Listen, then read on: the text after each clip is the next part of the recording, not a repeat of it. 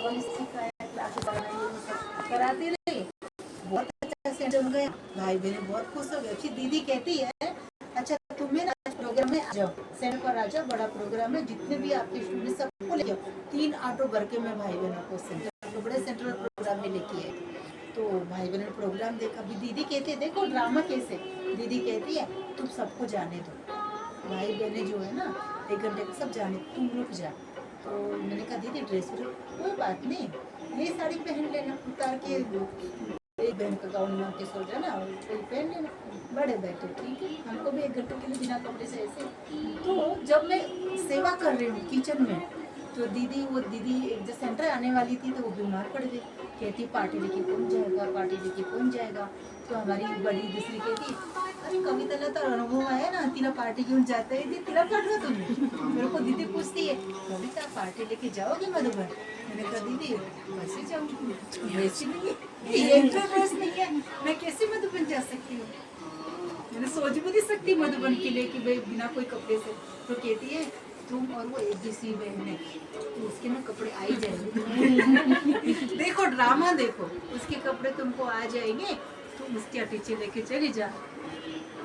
तो वो बहन को पूछ रही बहन तू जा ना, तू सब चांगली सेवा करेल, तू 8 दिवसामध्ये तो वापस नंतर मी पुन्हा कधी तरी जाणार तू ये। तो मैंने कहा ठीक है भाई जो बड़े बोले। और जब दीदी ने भेजा और कहा कि ज्ञान सरोवर एजुकेशन में के 9 टीचर्स थे, तो कहते हैं कि दादी को ये चेक देना, भंडारी देना, ये देना वो देना। जैसे गई नाश्ता करके 9 एजुकेशन के टीचर्स थे वो तो बिजी हो गए।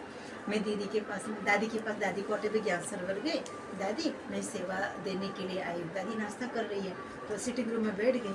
तो भाग बहन कहती है कविता तुम आई हो। मैंने कहा क्योंकि चाचा जी डॉक्टर थे तो बचपन से मेरे को सब दादियों के पास वो लेके जाते थे, मेरे को पहचान लिया। बोलती कविता है शालिग्राम भाई की लड़की, तो नागपुर में रहती पुष्पा की तरह। अरे उसको लाओ अंदर लाओ उसको। और दादी ऐसे बैठी, मैं ऐसे बैठी, दादी नाश्ता कर रही है। नाश्ता किया, मैंने कहा दादी पोहा खा के कहती आओ ना, मैं तो दादी वो पराठे बनाती जा रही, मेरे को खिलाती जा रही। अब बताओ देखो ड्रामा देखो, वहाँ बोला कुछ नहीं तो दादी मुझे खिला रही। 3 बार खिलाई दादी मैं भी आपको खिलो, मेरा हाथ धो के। दादी कहती बनाना कुछ आता है। मैंने कहा हाँ मुझे भी कुछ आता है, मैं कल बना के खिलाऊंगी।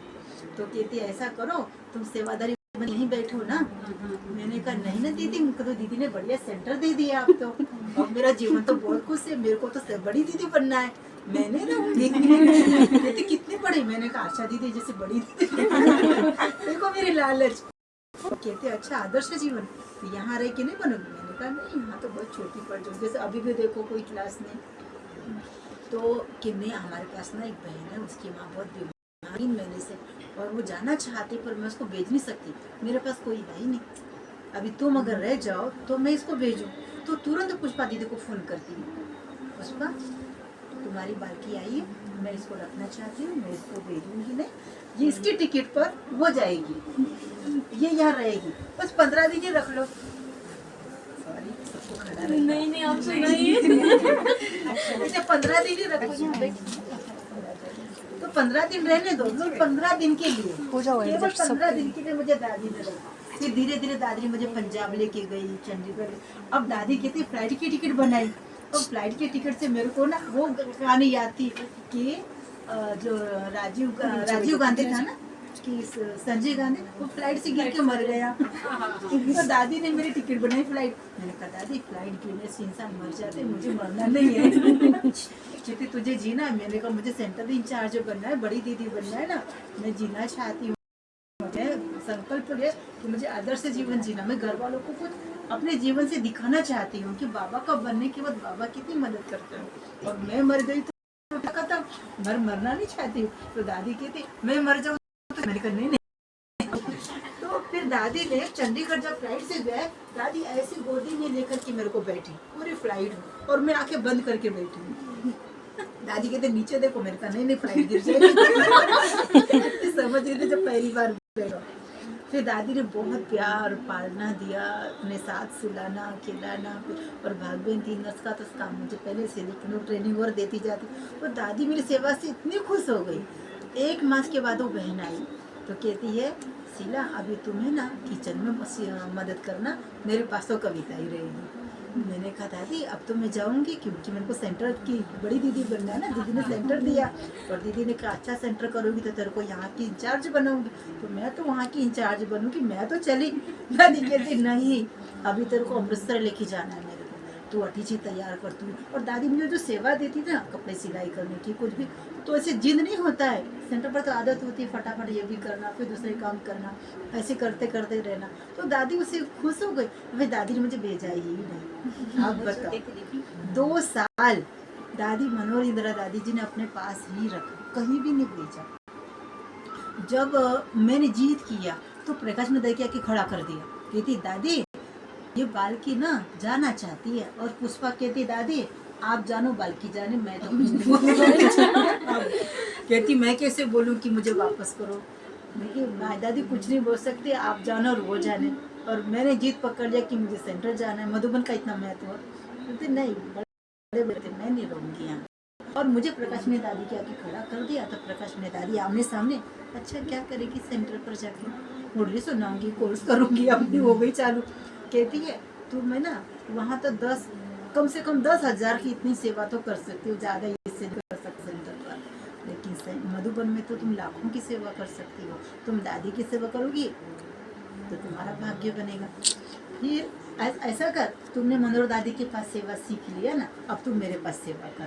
अब बताओ बड़ी दादी कह रही है, मोहिनी दीदी, मुन्नी दीदी, बड़ी दादी अब तुम मेरे पास सेवा करके देखना। अच्छा तुमको क्या क्या आता है? मैंने कहा मेरे को तो सब है। अच्छा तुम पहले जा और तू हमारे लिए पहले चाय बना। फिर वो सेलमानी बनाती थी मैं ब्रेड की, वो बना के लेके सब खिलाया पिलाया दादियों को। कहती है अब बताओ तू मनोहर दादी को सिर में तेल डालती हो? मैंने कहा जी। तो कि बता सिर में कैसे डालना आता है, मालिश करना आता है, तुमको ये आता है? मैं सब करके बता रही हूँ। मुझे लगा कि भाई ऐसा कर करके परीक्षा ले करके मुझे भेज देंगी। मैं इस चक्कर में करती जा रही थी। कहती अब तुझे ना मनोहर दादी आ गई ना आपकी बाल्टी पुरानी, उसको रख लो, इसको नहीं छोड़ना। कभी कपड़े लेके नहीं आई, ये मनोहर दादी की कॉटेज, यहाँ दादी रहती थी। तो कहती है एक ड्रेस तो यहाँ रखा हुआ है, मनोहर दादी कल उसके कपड़े भी भेज देना, दादी कॉटेज में रहे। आप बताओ प्रकाश मेरी दादी के पास मेरी डिमांड हुई और मैं 10 साल दादी के साथ, तब भी मैं कहीं नहीं गई। ये तो ड्रामा कहाँ से कहाँ।